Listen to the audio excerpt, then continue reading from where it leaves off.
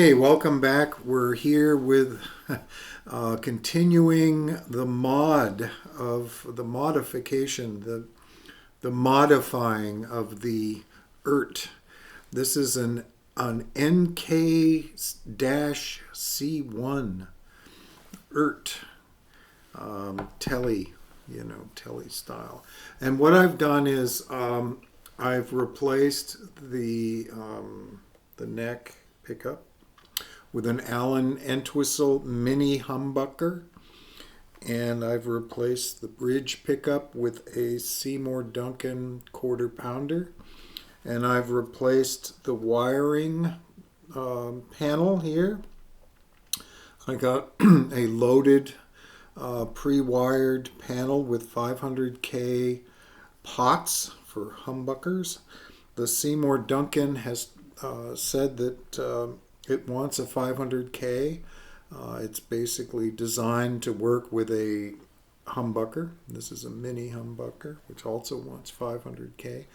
So we took the 250K out, and I just replaced it with a whole loaded panel here, or whatever they call these things, control plate, a loaded plate, a full plate, okay? And it's a three-way switch. And then I replaced the bridge with a new bridge that had the cut down lower sides. The one that came with it had the high sides. I don't like those because my hand hits them when I'm playing, when I'm strumming. So I got the cut down version, and we're going to talk about the saddles here because I've made a very interesting discovery, which I hope will help everyone out there and save you some time and trouble. Then I replaced the pick guard. I put I had to get a dedicated pick guard that would allow me to put the mini humbucker in there to hang the pickup from the pick guard. And I wanted black, which I think looks cooler than white, okay? And as you heard coming in, we're going to start a new thing here on our trip, our journey to 10,000 episodes, and that is that I'm going to introduce the music. The guitar playing at the beginning is going to be clean tone, and then the guitar playing going out is going to be with a little bit of overdrive, because I personally, I like to play with a little overdrive, going on. But I know that many of you want to hear the clean tones as well. So I'm very thrilled with these pickups. I think that they're an excellent choice for anybody who wants to play blues, vintage sound, rock. Probably not good for shredding. But I don't shred, so I'd much rather have the traditional tones. That's my style. Now, let me say this, that when I'm not done with this, there's still a couple of issues that I need to, one in particular that's bugging me. And that is that the cavity, which we had a photo of it last episode, number 7, and you saw that the cavity was cut out for a humbucker, basically. I could put a full humbucker in here, okay? And I decided to do a mini. But what happened was, and you can see, it's a little slanted. It's not sitting flat. It's kind of got this weird little angly dangle to it, And after pondering what was going on here and trying to figure it out, I realized that the cavity is not deep enough on the edges to accommodate the screws going down through, possibly even the little L-shaped piece of metal that comes off at the bottom where the screw goes through.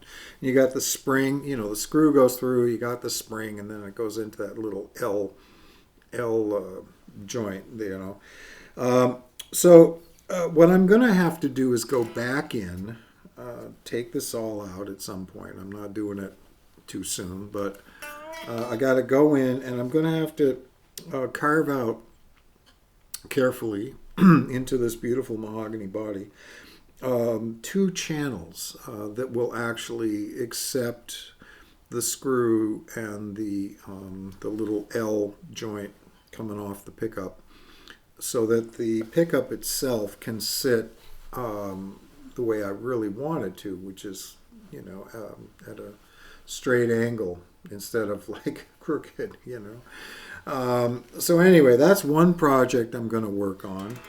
The other thing I'm probably going to do is change the tuners. They're okay. I mean, they're okay, but I'll probably upgrade the tuners at some point. But the thing I really want to talk about is the saddles. And first of all, I've got this guitar really sustaining beautifully. I mean, it just will hold a note for a long time. It's nice, and I like that. But when I got this bridge, which by the way cost $9, it came with brass saddles, and that's what I went for. I wanted the brass, and here they are. These are the saddles that came with it, and you can see they are, I'm going to call them barrel saddles. They're barrels, all right? They're little rounded thingies, And then this is the screw that adjusts the length so you get your intonation. These go into the bridge, right? Right here, and that's how it came. And I set it up. I set the whole guitar up that way, and with the barrel saddles made of brass, and they sounded pretty good until I got around to the 12th fret, and then all of a sudden these higher bends started choking off, and I've never had that happen before, and I frankly don't really use many of these barrel type bridge saddles. I normally use individual, brass saddles for, one for each string, and I've never really had an issue. So this was a new thing for me, to get up in here and have the note choke. And I'm like, oh, is it the frets? Do I have a high fret in here or something? Well, these are beautiful necks, and they, does a really nice job with the frets on these things. I mean, that's why I buy these guitars, because the necks, I can't get the necks like this anywhere else. This one is a contour. It starts at 7 1/4, which is the historic, traditional Telecaster neck, and then it contours up to about 9 1/2, which is the current Fender style necks are 9 1/2. So what I did was I happened to have compensated, and you can see them, compensated brass saddles, and they have these little ridges in them. They have and so the string actually sits on a much sharper, ridge than it does on the barrels.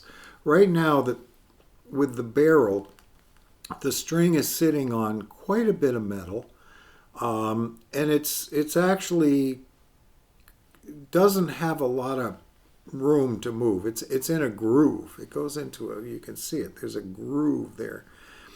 Whereas these compensated saddles don't really have a groove. They have like an angle, and they're all three are the same.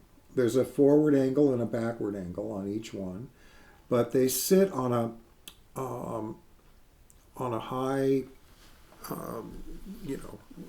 little peak on the brass, and there's no groove, and the string can really freely vibrate. It's not being restricted. So I swapped them out. I put these contoured or compensated, I think they call them, saddles in here. I just did it about 10 minutes ago. And I'm thrilled. I can't believe it. I fixed this problem. And strings don't choke. They really, hold their sustain all the way up. It's nothing to do with the frets. It was everything to do with these saddles. So I'm just saying to you, if you're going to spend $9 like I did on this beautiful vintage size cut-sided telly bridge with brass saddles, make sure you get the compensated ones. The ones that are not the barrel, okay? You don't want these because, you're going to run into the same problem I did. That the strings are going to choke off. There's not enough... first of all, it's sitting on too much metal, for one thing. And then it's in a groove. So there's no place for it to go, really. And as you get up and you shorten the length of that string with a high note, you want that string as free as possible down here on the bridge. And so that's my solution. It worked great, worked like a charm. And I'm thrilled with this guitar. It's very light. It sounds great. It's got a contour here for the belly cut. It's got the contour here for the arm rest. And, I was thinking today maybe what I need to do at some point is pick up like a Squire Telecaster, bring it in here, just a cheap used one, and bring it in here and try it, to do a little comparison. I know the Squires are not made out of mahogany. This is mahogany with a maple top maple veneer. I really am I really like the mahogany, but bring a Squire in here, change the pickups out, see what happens. See what we get for comparison. This was $200, this guitar, and the pickups were about another $160. So we're up to $360. The bridge was $9. Okay, $370. The control plate loaded was about $30. So we're up to around $400 on this, and I haven't changed the tuners yet. But it's a fabulous instrument.